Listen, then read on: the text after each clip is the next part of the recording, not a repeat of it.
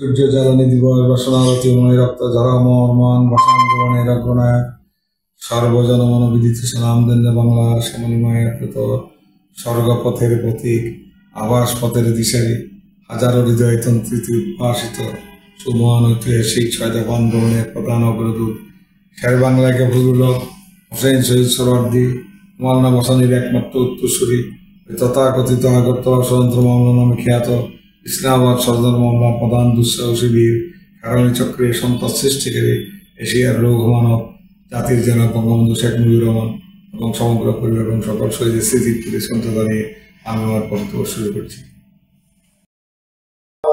তাহলে আমি দেশের জন্য ভালো এই চেতনা থেকে তরাই বললাম যে আমি ঢাকা সেক্টরে ঢুকে আমি তখন সেই মানিকগঞ্জ হয়ে আমরা পুরো গ্রুপটা কলাতিয়া কেরানীগঞ্জে আসলাম। কলাতিয়া কেরানীগঞ্জে তখন ছিল বুরহানুদ্দিন তখন ঢাকা ডিস্ট্রিক্ট বিএলএফের চিফ ছিল, ওনাদের বাড়িতেই তখন সেখান থেকে আমরা এই নদীর সেপারে নদীর উপর যেটাকে বলা হয় নদীর উপরে ছিল কলাতিয়া কেরানীগঞ্জ, সেখান থেকে বিভিন্ন সময় গেরিলা ইয়ের করার জন্য কাজ করছে। সেখানে আমি একবার সর্বশেষ এই 16 তারিখে বিজয় দিবসের আগে এই একটা ক্রস দিয়ে আমার এখানে গেলাম স্থানীয়ভাবে এখানে সিলেগলে দিয়ে করে আমাকে 16 তারিখে বিজয় দিবস 20 তারিখে আমাকে হসপিটালাইজ করা ঢাকা মেডিকেল কলেজ। তো এখানে একটা আশ্চর্যের বিষয় হলো যখনই লোকজন খবর পাইল যে আমি Dhaka medical college Dhaka medical কলেজে আছি, 11ই মে যখন আমি ঢাকাতে ঢুকলাম যুদ্ধ চলাকালীন সময় যে ইয়ের সময়, তখন কোনো আত্মীয় স্বজন আমাকে জায়গা দিল না, বললো তুমি থাকলে আমরা মারা যাবো, তুমি থাকলে আমরা মারা যাবো। আবার সেই আত্মীয় স্বজনরাই আসে হসপিটাল ভেঙে ফেলতেছে, যে কোনো মূল্যে আমাদের রোগী বাঁচাইতে হবে, যে কোনো মূল্যে রোগী বাঁচাইতে হবে। এইটাই দেখা যাই হোক পরবর্তী পর্যায়ে তো আমি সুস্থ হলাম, তারপর আমি ডিগ্রি পরীক্ষা দেওয়া ছিল, ডিগ্রি পরীক্ষা দিলাম। এরপরে তো আবার আমাদের বিভাজন শুরু হয়ে গেল, আমাদের বৈজ্ঞানিক সমাজতন্ত্রে ধুয়া ধরে রব্বাইরা চলে গেল একদিকে, আমরা চলে গেলাম মজুবাদের। রব্বাই আমাকে নিতে বললো না কেন, উনি নিতে পারেন এই জন্য, উনি তো আমাকে দিয়ে স্লোগান দেওয়া হয়েছে বঙ্গবন্ধুর বাড়ি থেকে স্লোগান দেয়। কোন স্লোগানটা সবচেয়ে ডেঞ্জারাস স্লোগান যেটা আমাকে দিয়ে দেওয়া, স্বাধীন দেশের জাতির জনক শেখ মুজিব। বঙ্গবন্ধু তো আমার মাথায় হাত দিয়ে বলতো না এখন এইসব স্লোগান দেব।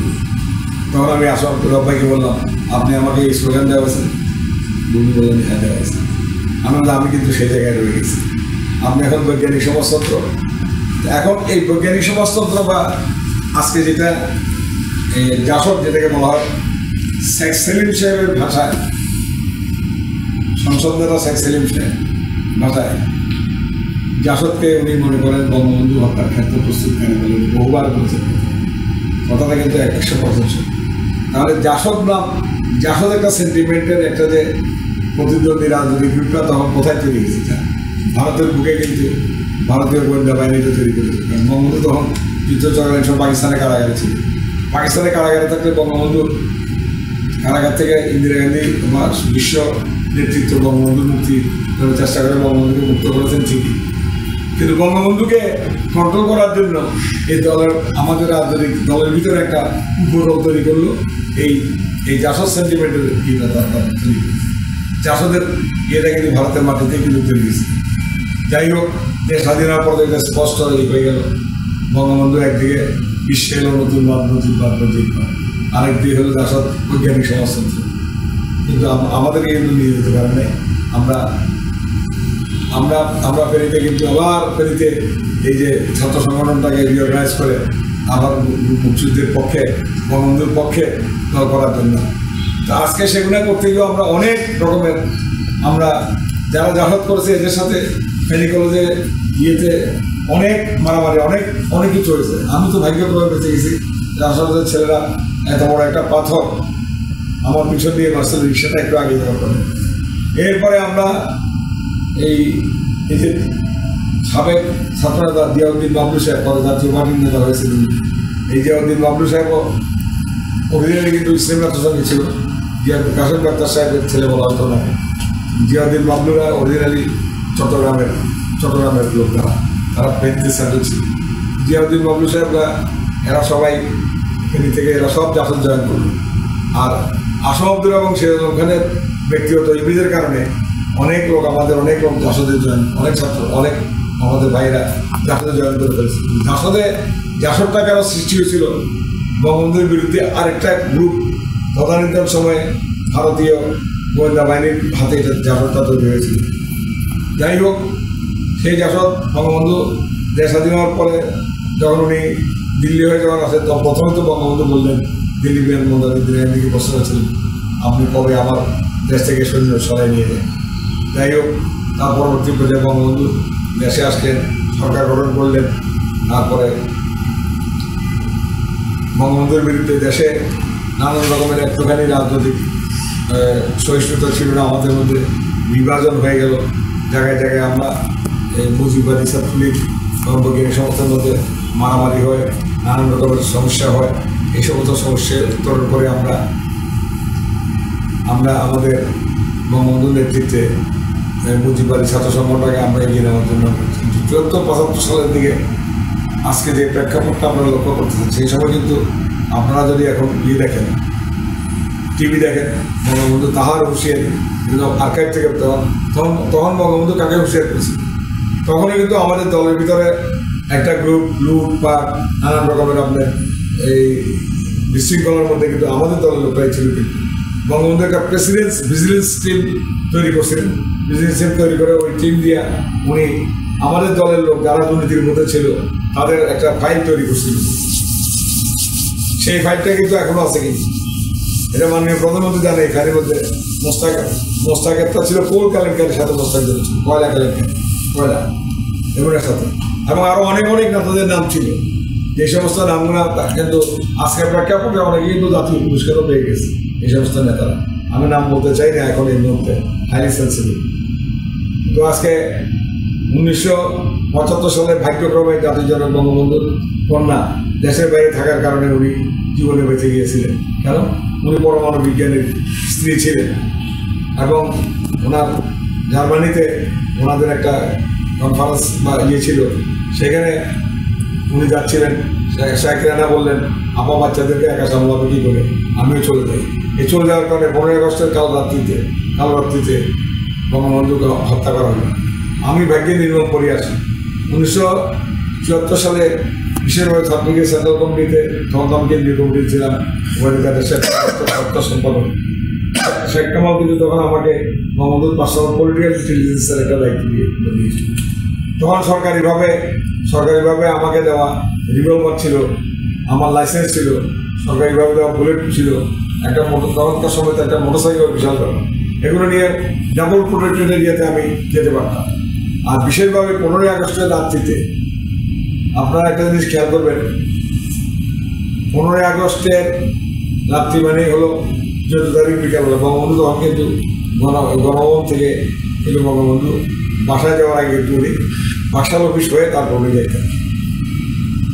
14 তারিখ বিকালবেলা কুমিল্লার কাজী জহুরুল কাইয়ুম, এখন তখন ধরে ছাত্রদল মফিজুর রহমান বাবলু আর আপনার কি বলে আহমদ আলী চাচা, ওনারা আসলেন কুমিল্লার কিছু তদবির দিয়ে।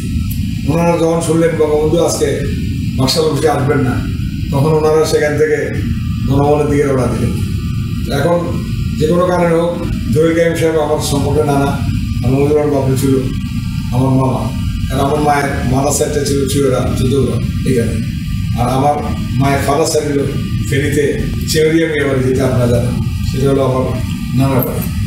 যাই হোক, ওনারা সেখান থেকে যাওয়ার সময় বললেন, কাইয়ুম সাহেব আমাকে বললেন, নাতি তুমিও চলো, আমরা গণভবনে যাচ্ছি বঙ্গবন্ধুর সাথে দেখা করার জন্য।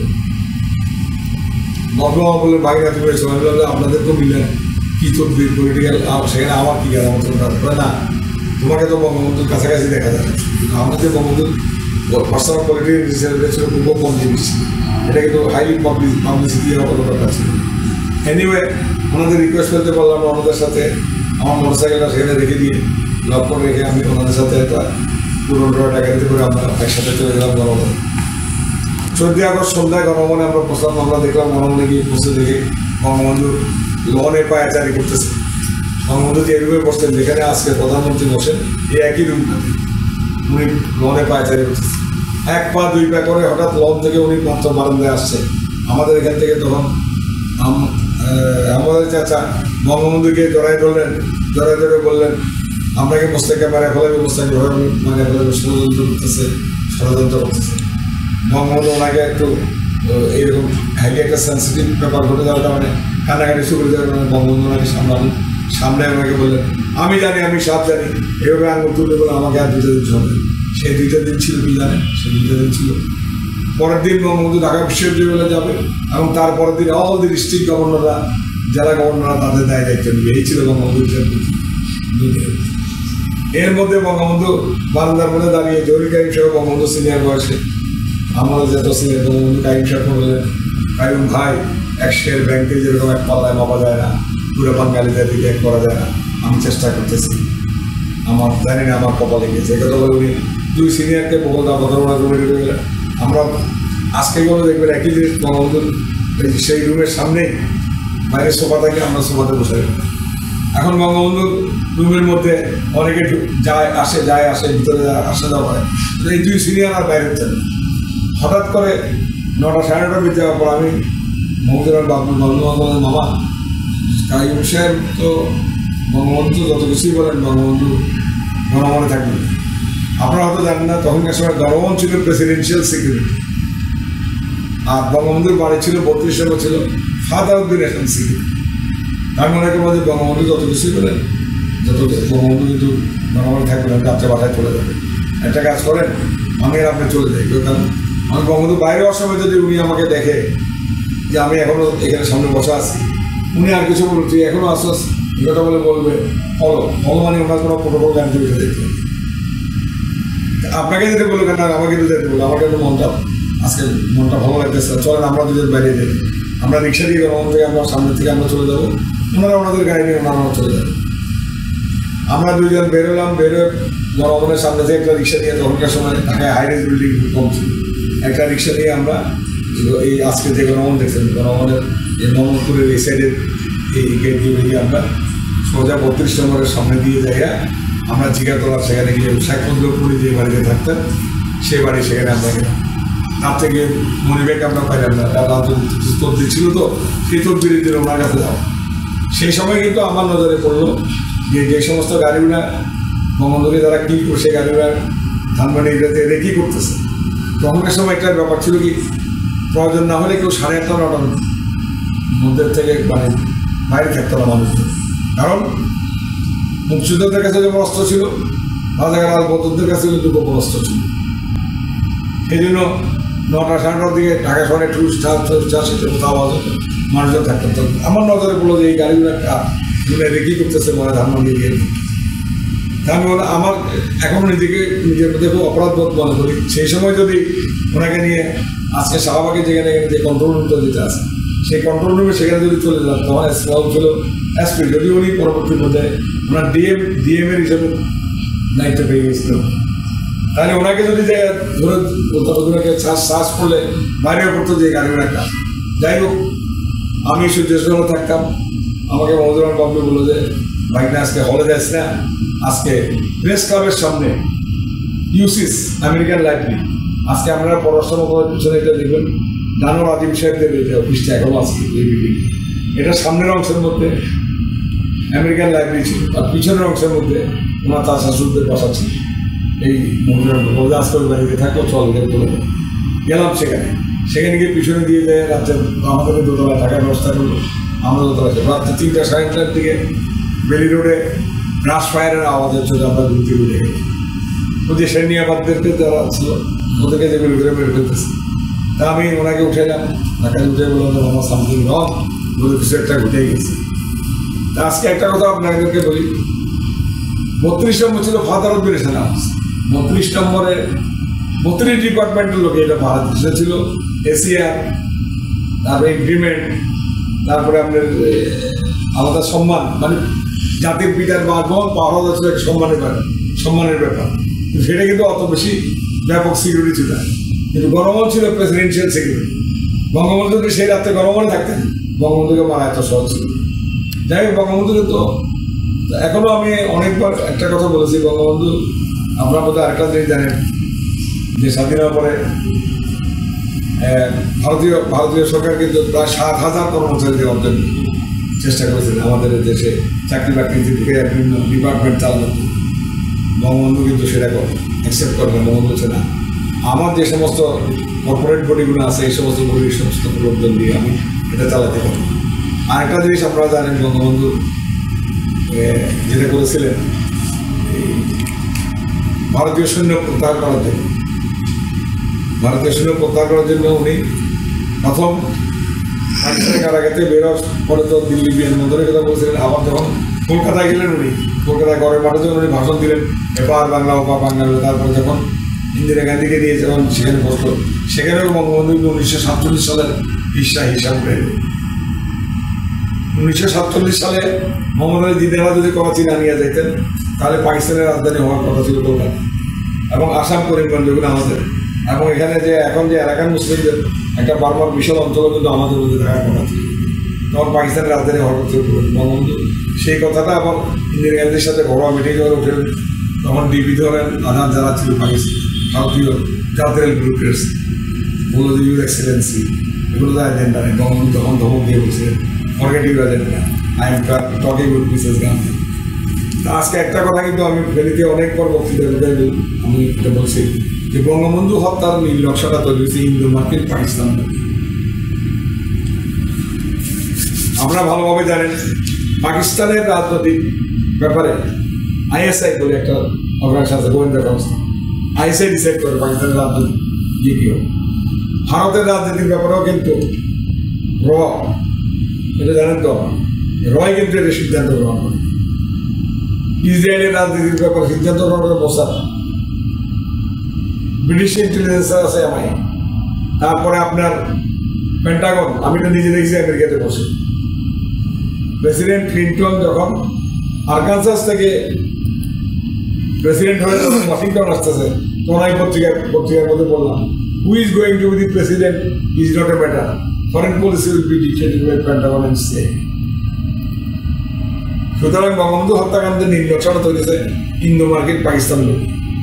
আর এখানে যারা জিয়াউর রহমান এবং আর অন্যান্য যারা এখানে এই সমস্ত কাজকর্ম করেছে পরিকল্পনা এবং বাস্তবায়ন, যেটা আমি শিল্প একাডেমিতে প্রায় সময় বক্তৃতার কথাই বলি, এবং এরা ছিল কামনায় ছিল তারা বাস্তবায়নের কাজটা করেছিল। আবার এই কামনাদেরকেও কিন্তু আবার মেরে দেওয়া হয়েছে। চিন্তা করে আজকের প্রেক্ষাপটে এটা এখন আজকে জাতির জন্য বঙ্গবন্ধুর কন্যা ফিরে আসলেন এই দেশে। ফিরে আসার পরে উনি অনেক চেষ্টা করে ওনাকে, আমি ছাত্রদের সঙ্গে সম্পৃক্ততা থাকার পরেও কিন্তু ২০ সালে কিন্তু আমি ওনার কাছে বঙ্গবন্ধু ভবনকে বললাম আমি পরিবারের বড় ছেলে, if I continue in the politics my family will be ruined. ওনার কাছ থেকে আমি ছুটি নিয়ে নিলাম। ছুটি নেওয়ার পরে আমি ব্যবসা বাণিজ্যের সঙ্গে জড়াই পড়লাম। আমি ঢাকা স্টক এক্সচেঞ্জের মেম্বারশিপ নিলাম, ইনভেস্টমেন্ট কর্পোরেশনের মাধ্যমে বিনিয়োগকারী হিসেবে কাজ করলাম। 1987 সাল থেকে বাংলাদেশের 3টা কর্পোরেশনের 6টা কোম্পানি করে আমি 30 বছরের উপরে ডিরেক্টরশিপ করেছি। তো সেখানে আজকে মাননীয় প্রধানমন্ত্রীও কিন্তু অনেক সহযোগিতা ছিল। বিভিন্ন জায়গায় সরকারি ভোট ম্যানিপুলেট করার জন্য লাগে, তো সেখানে প্রধানমন্ত্রীর কাছ থেকে আমি সেই সব সহযোগিতা পেয়েছি।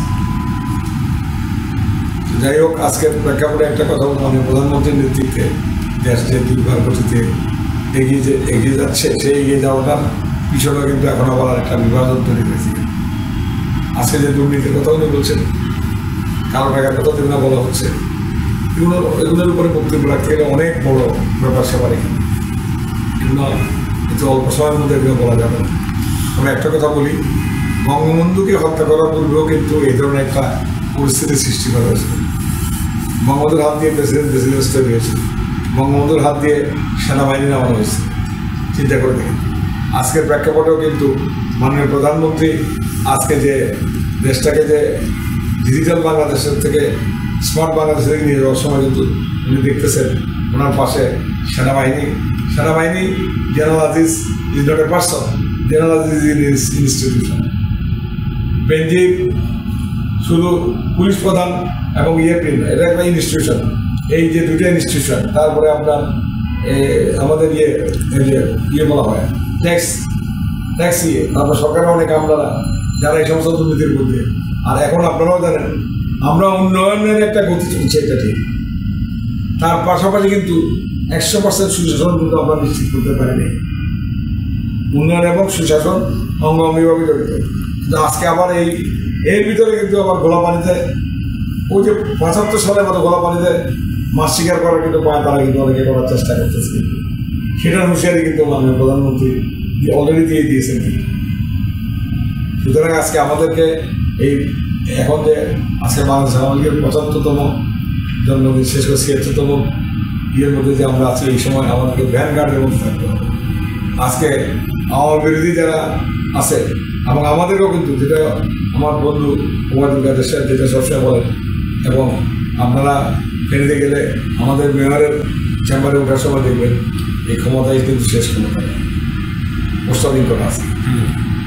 সুতরাং আমাদেরকে মনে রাখতে হবে যে আজকে মাননীয় প্রধানমন্ত্রী মহান আল্লাহ রাব্বুল আলামিন ওনাকে নিজ হাতে, আমি তো বলি কুদরতি হাতে ওনাকে সেভ করেছি।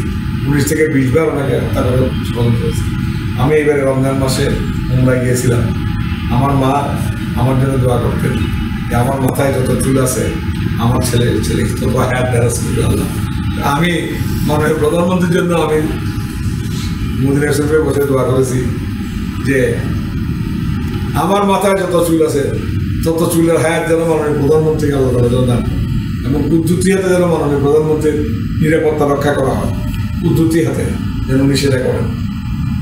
তো আজকে আমাদেরকে ওই 73-72 সালের কথা খেয়াল রাখতে হবে, যে সময় মাননীয় প্রধানমন্ত্রী একটা সহনীয় পর্যায়ে দুর্নীতিকে কমায় আনার জন্য যখন হাত দিয়েছেন, তখন কিন্তু সব দিকে, এবং আমাদের ভিতরে কিন্তু আবার আমাদের ইন্টারনাল আমরাও কিন্তু, আমাদেরকেও কিন্তু দেশে কিন্তু বলছে, আমাদেরও কিন্তু মানে একটা জায়গায় কিন্তু আমাদেরকেও রাজনৈতিক নেতৃত্বের ভিতরেও কিন্তু অনেক দোষে আমরা দোষী আছি। কিন্তু সরকারি আমলারা যারা এখন সুন্দর সুন্দর কথা বলতেছেন, আগের সরকারি আমলারা তো অনেক পুরো সরকারি আমলারা সবাইকে তুলসী কথা দেওয়ালো, তারাও তো দেশ বিদেশ বিভিন্ন জায়গায় তারা করছে, তাদের সন্ততিরও তো দেশ বিদেশে লেখাপড়া করেছে। যে লেখাপড়া করার সময় তাদের এই কনসালটেন্সি এই সমস্ত টাকা কোথার থেকে তারা তখনকার সময় বড় বড় ব্যবসায়ীরা টাকা দিত, সেই সমস্ত টাকা দিয়ে তাদের সন্তানরা লেখাপড়া করেছে। এগুলো তো ইরেগুলারিটিস পৃথিবীর সৃষ্টি থেকে আসে, পৃথিবীর শেষ পর্যন্ত থাকবে। এটাকে দুর্নীতি, এটাকে একটা সহনীয় পর্যায়ে নিয়ে আসতে হবে। সেই জন্য এই চরম দুঃসময় এবং চরম দুর্সন্ধিপনের মধ্যে আজকে আমাদেরকে ভ্যানগার্ডের মতো কাজ করতে হবে। আমাদেরকেও সেভাবে আপনার নিজেদেরকে আমাদেরকে ক্লিন ইমেজে আমাদেরকে তৈরি করতে হবে জনগণের সামনে। আজকে আমি আমার বক্তব্য দীর্ঘায়িত করবো না, শুধু আপনারা আসছেন মুক্তিযুদ্ধের সন্তান হিসাবে। আজকে আবার দেখেন কত বড় হাইকোর্টের থেকে পর্যন্ত রায় দিয়ে এটাকে বলছেন মুক্তিযুদ্ধের সন্তানরাই, মুক্তিযুদ্ধের চেতনায় উজ্জীবিত যারা, তারাই আগামী দিনে দেশ পরিচালনা করবে, ওদের সন্তানরা সমস্ত সুযোগ সুবিধা পাবে। আমি একজন মুক্তিযোদ্ধা হিসাবে আমার সন্তানরা এবং আপনারা আমাদের সন্তান, আপনারা আগামী দিনের প্রজন্ম, মুক্তিযুদ্ধের চেতনায় উজ্জীবিত প্রজন্মরাই আগামী দিনের এই ডিজিটাল বাংলাদেশ, স্মার্ট বাংলাদেশ, কেন যুগ যুগ ধরে চেতনায় উজ্জীবিতরাই এই দেশ পরিচালনা করবে, এই আশাবাদ ব্যক্ত করছি। এবং এই আশাবাদ ব্যক্ত করে আমি আমার বক্তব্য শেষ করছি। জয় বাংলা, জয় বঙ্গবন্ধু, বাংলাদেশ চিরজীবী। ধন্যবাদ।